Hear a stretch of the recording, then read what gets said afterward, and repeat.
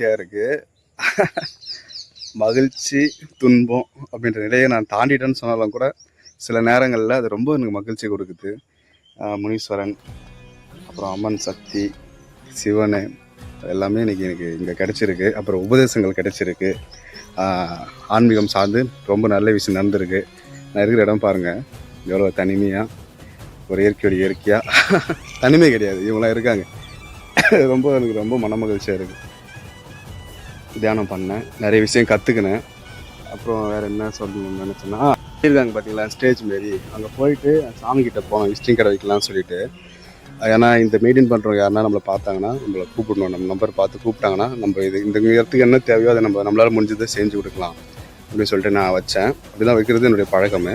அப்படி பண்ணும்போது பார்த்தீங்கன்னா அந்த கருவறைக்குள்ளே அப்பா இறைவா அப்படின்னு சொல்லிட்டு நான் அந்த காலை எடுத்து உள்ளே வைக்கிறேன். அசதி ஒலிக்குது, கௌரி சவுண்டு கேட்குது.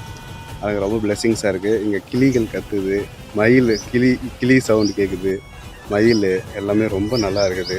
சூரியன் சன்செட் ஆக போகுது. ரொம்ப ஒரு மன மகிழ்ச்சியான பிரதோஷம் அமைஞ்சிருச்சு. ரொம்ப நல்லா இருந்துச்சு. நன்றி.